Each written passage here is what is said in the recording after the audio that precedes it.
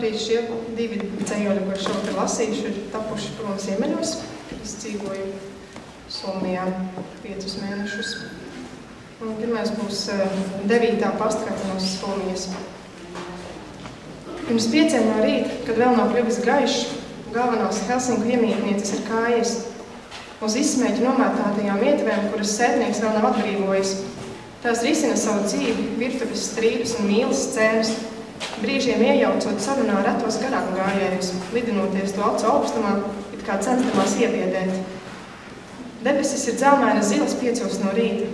Tās sagaida tos, kuri nakti pavadījusi universitātes datorzālē, rakstot pēdējā brīža darbus, kopā ar sulas paku blakus tastatūrai, vienīgo sabiedrību līdz brīdim, kad ap 3 rītā ierodas apsargi smagnējiem nesaudzīgiem soļiem, pāraudzīt neguļošos un pārliecināties par pastāvošo kārtību. Pie gājēju pārējām nav jēgas gaidīt garām braucošās mašīnas. Motora rūkoņa atskan tikai tad, kad pāriec pāri 4 tūkstnešainiem krustojumiem. Laukumā blakus stacijai gurdi piestājuši pirmie autobusi, jusdamies novārta atstāti. Neviens tos negaida, stāvot nelīdzinās rindās. Vēl ir pārāk agrs un drēgans. 451. maršruta autobuss aizbrauc pa Mannerheima ielu. Ēdams vienu vienīgu pasažieri, tikai pie satiksmes mājas iekāpt vēl pāris. Viņi visi tiek aizvesti garām McDonaldam, kas tikko aizvērs savas durvis, un kur vienmēr var dabūt ne tikai kolu un burgeri, bet arī internetu par brīvi. Pirmais pasažieris izkāpj un ievēl gaisu. Šeit pie pilsētas robežas 5 no rīta smaržo pēc gaisa, kas piesūcies ar valgu, pēc mitra zemes un miglu uzsūkuša koka. Kaut kur aiz skrajā meža tūdelēks saule, putni turpinās dziedāt, tikai kļūst skaļāki. Postkastē jau avīzes, tās atved tumšām mašīnām 3 rītā. Atveras un aizveras durvis, ir silti. Mājas mažo pēc ziemeļiem, pulkstenis rāda 5:30. 3 stundas laika miegam no brīta un labu nakti.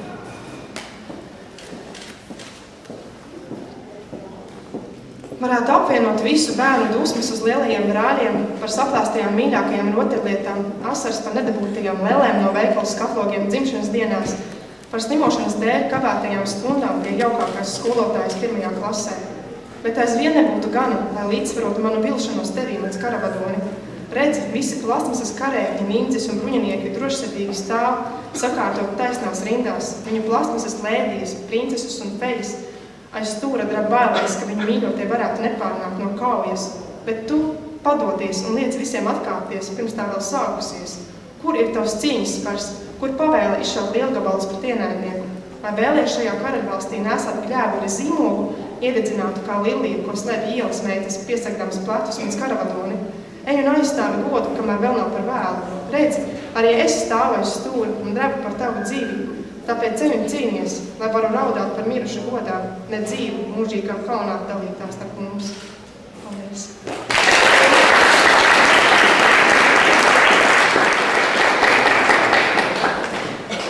Labvakar! Es jums nolasīšu 3 dzējoļus.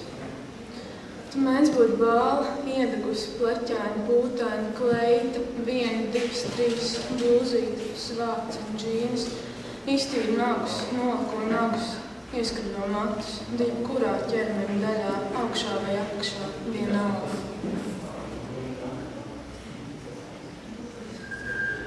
Tev nebūs dzert savu mīļoto asinis un sabradāt viņu maigās jūtas un sirdes ar raupiem un smagiem kerzu zābakiem. Tev nebūs brist ciešana un moku pilnus ceļus un klīst ērkšķiem aizaugušas vēnes un smadzeņu rieves. Tev būs ieritināties sirds labajā priekškambarī un vērot, kā ritmiski diafragmai saraujoties izvēlējums līdz uz leju, palielinot krūšu tobumu vertikālā virzienā, notiek ielāpa. Tev būs ar garu Dieva adatas skatienu veikt lobotomiju mīļotos madzenājus. Pār visam vienmēr būs kor. Starp citu, kor no latīņu valodas nozīmē sirds. Viņi dejo priekam un kretīniem, austrumos no sevis čukst, uzaustiet, pacelieties pāri horizontam, dejojiet, dejojiet, dejojiet, plūstiet pāri, rietumos no sevis čukst, krītiet, zūdiet, aiz skumjām, dejojiet, dejojiet, tumsām zem segas. Viņa dejoja 1 sekundi, līdz aizvirpuļoja ar cīrli puteni un triecāts pret bruģētajām ieliņām, tik šaurām kā peļu vai kurņu ejas, kurās tie pazuda kā putika klusu kraisām. Un kādu dziesmu rungo tavu sirds, mans jūtas spēkstacīs nepagruši strādā. Paldies!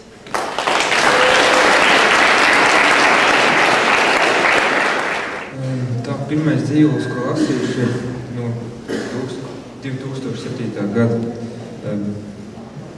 Varētu teikt, ka tas ir tādā kā nelielā ciklā apburtais loks, no kura šogad šķiet esmu izkļuvis. Varētu būt, ka šī nav pirmā reize, kad es viņu publiski lasu, bet es ceru, ka pēdējā. Rievies, norievies, pārrievies, par daudz nekā kaut kā, par maz sevis pašu manī. Neesmu es, prasts plakāts nes. Citus spaidīts, veidots, mocīts, nemāls, putens, jā.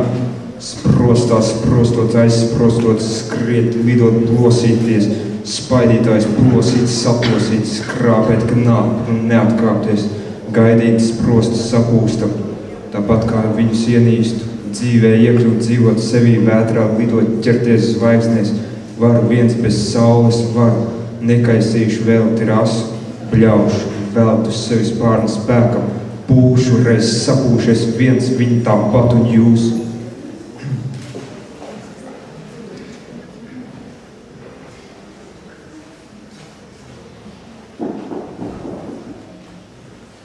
Tagad būs tādi īsāki, daudz īsāki, varbūt kaut ko no 2008. gada. Arī tas pats no paburtā loka. Tu kāpa kāpnēm, tu tiecies uz augšu, bet kāpņu galā ir bēniņi, un bēniņos ir līķis.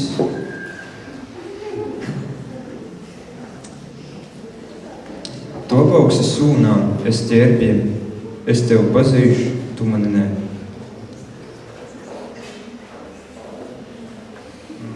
Un tagad no šī gada tā varbūt pozitīvā.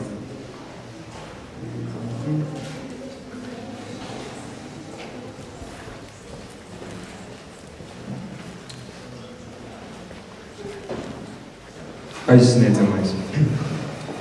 Tie ir dzīvi putni, kas aizlido, tos pāri vēl gaisā švīkst. Bet tu aizmirsi, kā klausīties. Tās nav zvaigznes, kas izgaist, tās ir tavs acis, tās izbāvē. Tu aizmirsi redzēt dzīvi. Vakar uz ielas redzēju balto zvirbuli. Tas gulēja uz asfalta bez dzīvības, blakus spainis ar balto krāsu.